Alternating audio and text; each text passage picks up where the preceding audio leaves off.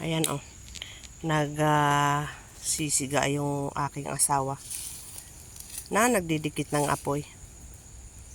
Kasi may gagawin kami. Ayan oh, iihaw namin yung saging. Kasi siyempre walang kaldero dito sa bukid. Wala pa kaming kubo.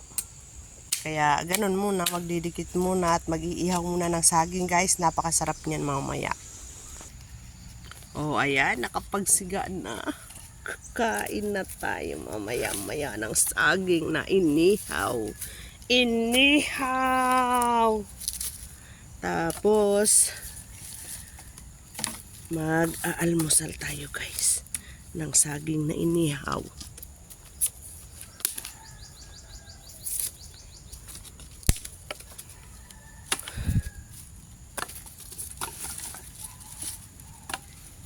Lagyan mo na ng malaki sa tagiliran para magbabaga. Ere pa. Ito yung napakalaki. Sarap ng buhay guys. Pag nandito ka tayo sa bukid, madaming paraan ng pagkain. Yun. Oh, diba? Yan oh. Sarap yan. Maniba lang, matamis ng kaunti. Oh, di ba? Oh. Ganun lang 'yan, oh. Oh. Maluluto na 'yan. Maluluto na 'yan. Ay. Ayan. Ganun lang mag-ihaw ng saging sa bukid, guys. Pag doon sa patag, syempre, ilalagay sa ilalagay sa ihawan. Dito wala nang ganon. Oh, di ba?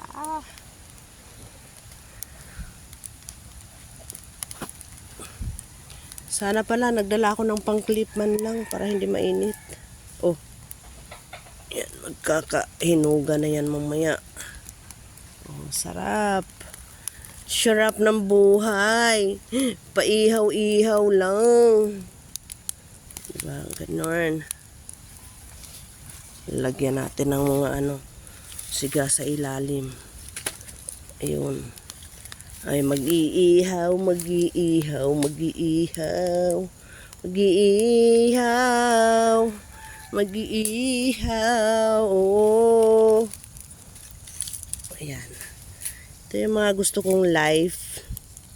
Life is good.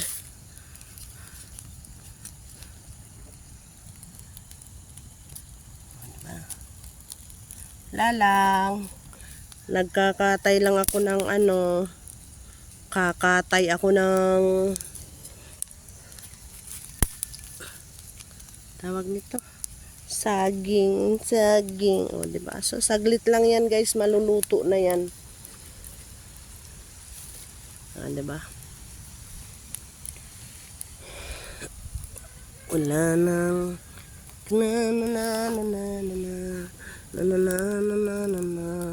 o, patibayan pa ng kamayan. Saan pa kayo dyan?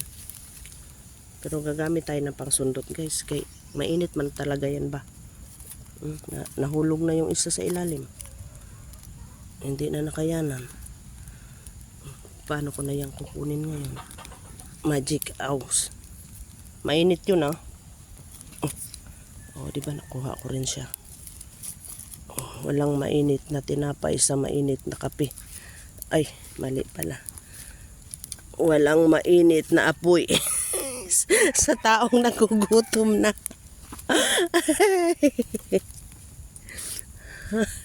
Tingnan nyo guys, magician ako. Kala ko hindi mainit Kala mo lang yun. Sana yung isa nahulog na. Ilagay na lang kita dun sa ilalim yan. Para mas maganda yung buhay mo dyan. O, diba?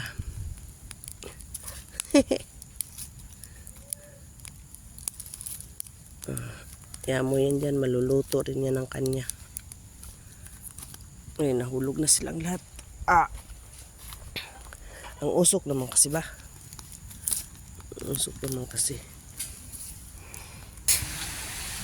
O, ayan na yung ating saging guys. Hindi na makilala. Para na lang siyang mga uling. O, diba? Sus, napakadaling kumain sa bukid. Aha. Bakit? Ayan, nagbibitak-bitak na sila kaya ayan ay isang sinyalis na luto na yung ating ating inihaw na saging. Pakasarap niyan. Ayun nagbibiak-biak na siya. O, diba? Sarap, yummy.